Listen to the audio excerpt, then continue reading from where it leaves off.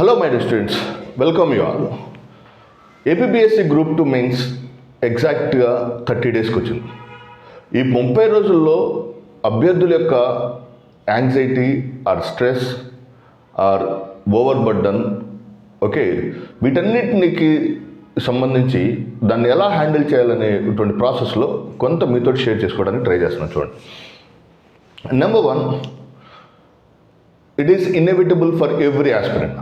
తప్పనిసరిగా అంటే ప్రసవ వేదన ఎలాంటిదైతే ఉంటుందో ప్రతి ఒక్కళ్ళు ఈ ఫేజ్ దాటాల్సిందే. ఎవరైతే తప్పించుకుంటావో those people cannot able to see the beautiful results. ఒత్తిడి తప్పనిసరి, బట్ ఆ స్ట్రెస్ని ఎలా హ్యాండిల్ చేస్తున్నాం అనేది important thing.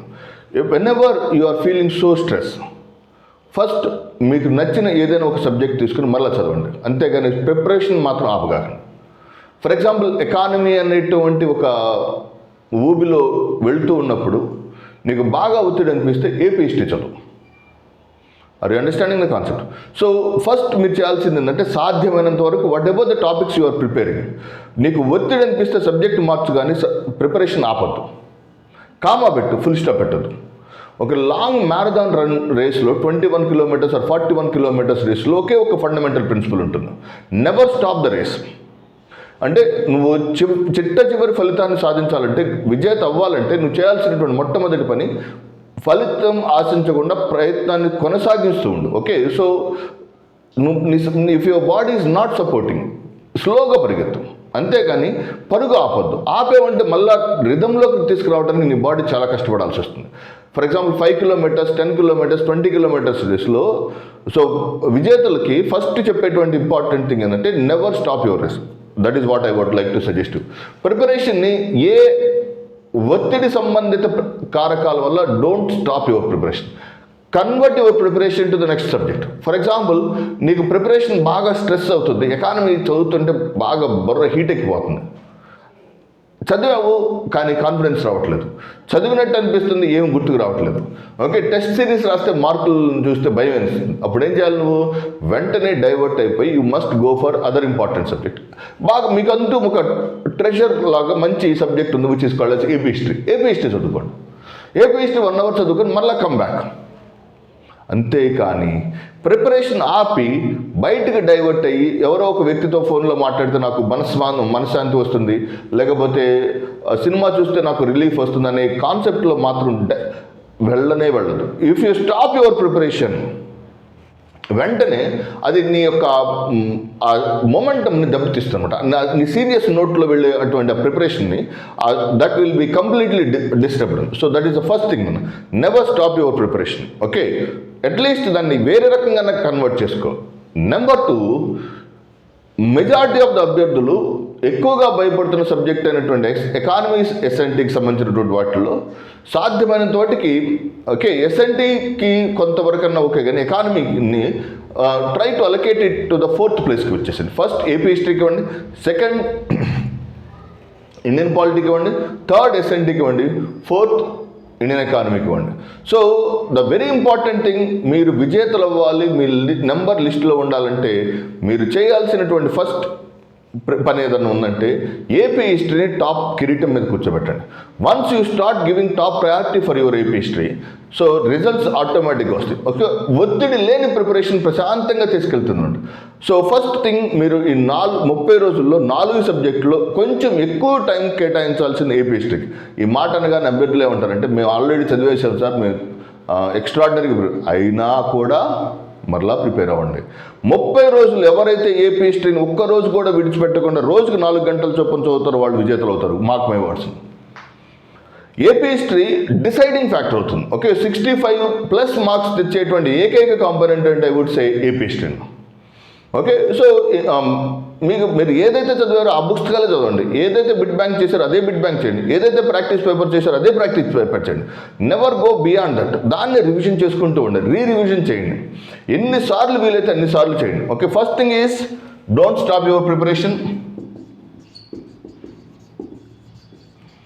Number 2, focus on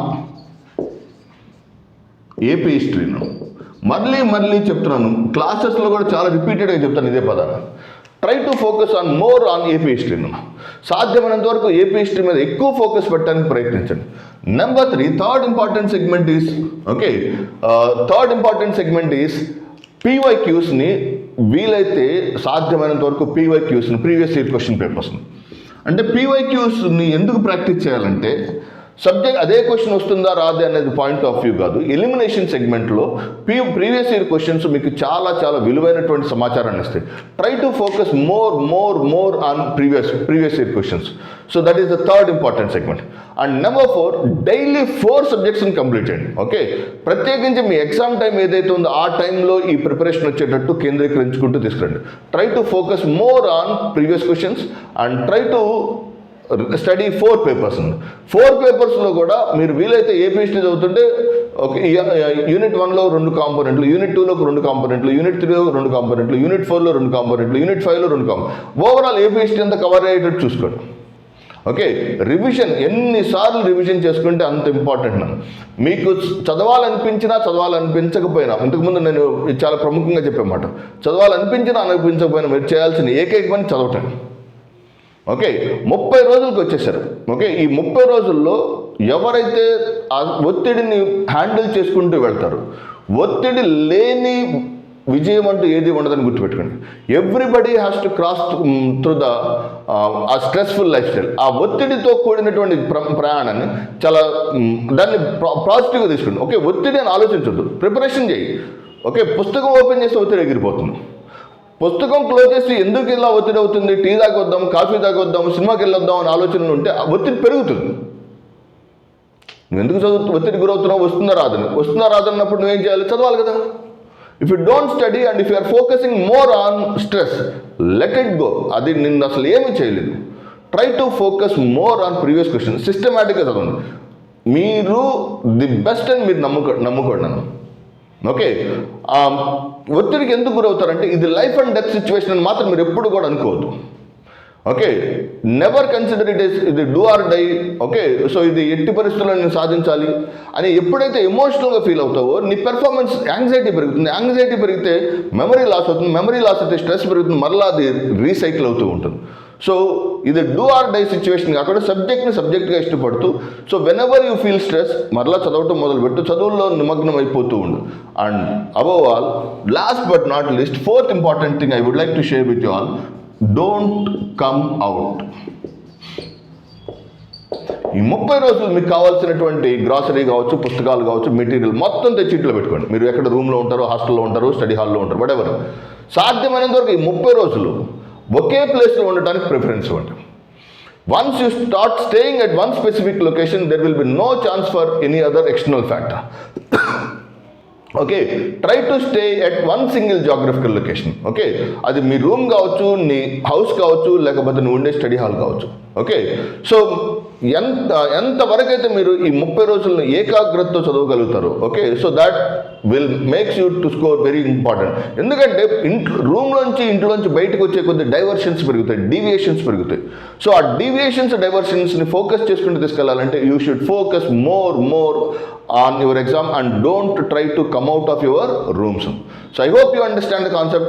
All the very best. Thank you very much. Never give up.